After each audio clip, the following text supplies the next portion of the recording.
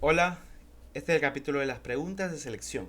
Estas son las preguntas que normalmente me gustan hacer con los clientes para generar un diálogo y poder saber un poquito, dependiendo de la aplicación y dependiendo de la información que nos da, qué tipo de posicionador es más adecuado para esta aplicación.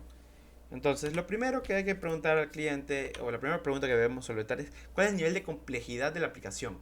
Aquí es donde el cliente nos dice dónde se va a poner, para qué proceso es, qué líquido va a pasar, qué tan importante es esa válvula, qué tan crítica es, para poder nosotros determinar, ok, es una aplicación de baja complejidad, quiere decir que es solamente un control básico de apertura y cerradura de válvula, tal vez para una simplemente alguna movilización de material, transporte de fluidos, una entrada de material a un tanque, algo que sea súper sencillo, o por el contrario, es una aplicación de alta complejidad que va a requerir un control súper bueno del fluido, que esté constantemente monitoreando cuál es la salud de la válvula, como que esté en una zona que requiera mayor robustez, que sea antideflagrante, que sea explosion proof.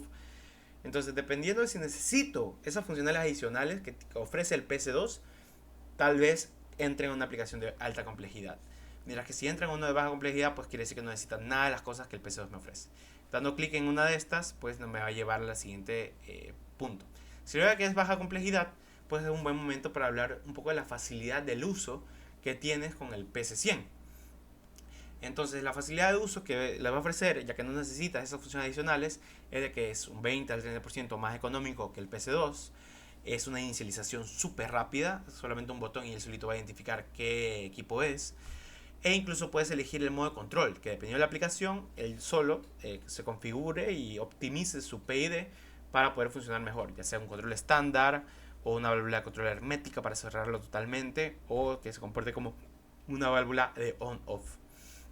Y si por el contrario volvemos y le damos clic a alta complejidad, pues podemos hablarle, ok, como tú vas a necesitar funciones adicionales, es un buen momento para hablar de los módulos adicionales que tú puedes incluir en el PC2. Como por ejemplo las entradas y salidas digitales, para poder tener una señal digital que me indique que hay algún tipo de alarma o de que has superado algún límite superior o un límite inferior. O por si necesitas tener algún tipo de salida analógica adicional para utilizar ese lazo de 420 tal vez en algún tipo de control adicional. De ahí continuamos a la siguiente pregunta, que es si necesitamos características de monitoreo y diagnóstico para facilitar el mantenimiento. Hay algunos clientes que la verdad el mantenimiento o va a estar en un lugar donde no se necesita realmente mayor cosa y el mantenimiento pues con el mantenimiento habitual es suficiente. Entonces, con tal de que el equipo mida continuamente y por ahí manda algún mensaje de error, suficiente. Pero hay otros procesos que son más críticos o hay clientes que ya están más digitalizados y que buscan tener herramientas que les permitan gestionar algún tipo de mantenimiento predictivo para poder agilizar sus labores de mantenimiento o netamente para poder saber que el estado de su válvula, que es crítica, está en unas condiciones adecuadas, que no haya fugas, que no haya fricciones altas, que haya tiempos de respuesta adecuados. Entonces, dependiendo de cuáles son las necesidades del cliente para diagnosticar el equipo, pues pueden elegir ya sea el diagnóstico básico del PC2, que es un buen momento para hablar de que el PC2, a ver, aunque tenga diagnóstico básico, no quiere decir que no tenga. Quiere decir que tiene incluso una pestaña que es mucho más sencilla de leer para que un operador pueda ver en todo momento si está en operación manual o qué tipo de fallo es y así mismo decir qué remedio podrías hacer en base al fallo que se detecta. Entonces es mucho más visual y mucho más sencillo. Pero si por el contrario quieres diagnóstico avanzado, con todas las pruebas que hemos definido en el capítulo de teoría, sí es mucho más interesante que puedas optar por el PC2 por todas las pruebas de diagnóstico avanzado que él te ofrece.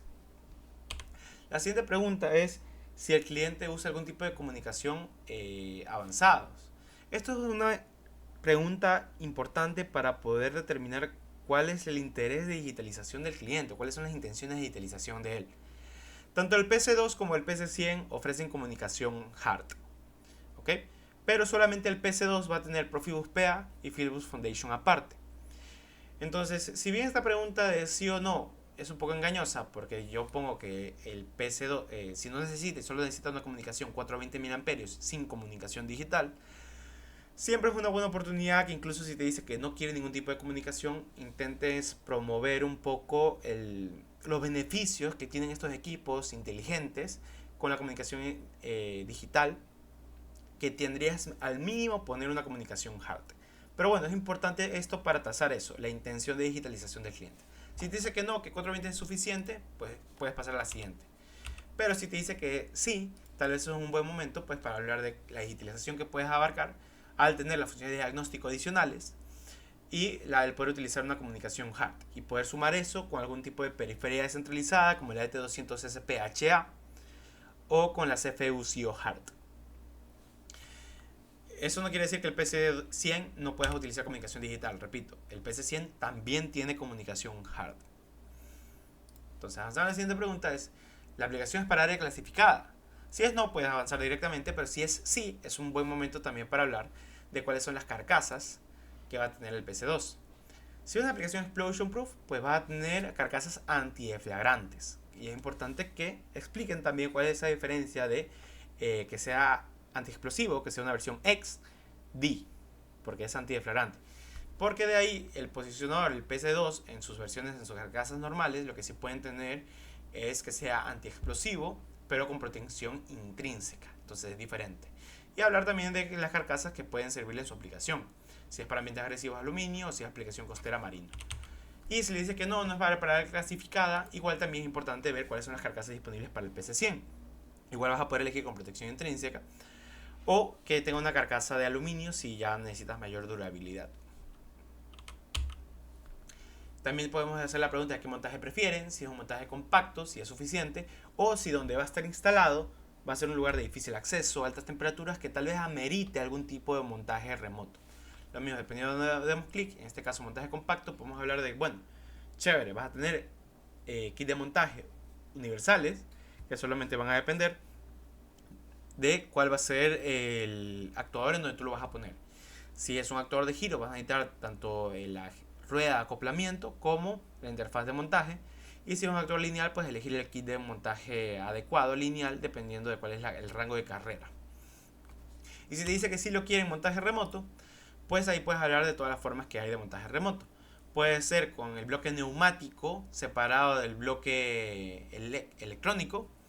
Puede ser con un sistema NCS, un Non-Contacting System, que es básicamente tener el sensor de retroalimentación magnética por separado y que ese ingrese con el módulo de entradas analógicos, o directamente que tenga la electrónica remota, o sea que toda la electrónica esté puesta en un rack. Nosotros ofrecemos esta opción si son varios posicionadores para hacer algún tipo de cuarto de control de los posicionadores que esté separado del bloque neumático.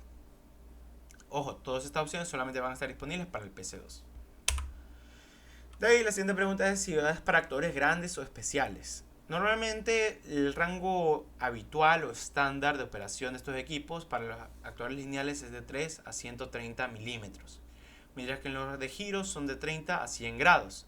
Si algo sale de este estándar, ya estamos hablando de alguna aplicación especial o algún actuador grande o alguna carrera larga.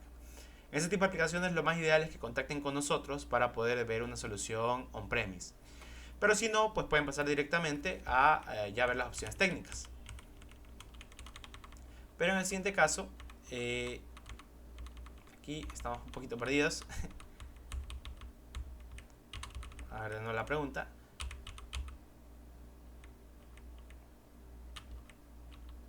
Si te dice que sí necesitas un actuador especial, quiere decir que bueno, tenemos opciones para poder hacerlo. Por ejemplo, si el actuador es muy grande y quiere decir que necesitas un suministro de aire grande para hacerlo funcionar, tenemos accesorios para estos posicionadores que son los boosters. Los boosters son básicamente para expandir la capacidad neumática de los posicionadores y poder así tratar con actuadores grandes que requieren un suministro grande. O tenemos opción de carreras más largas o rotaciones de hasta 180 grados, pero eso ya son aplicaciones especiales que es mejor que contraten directamente con nosotros.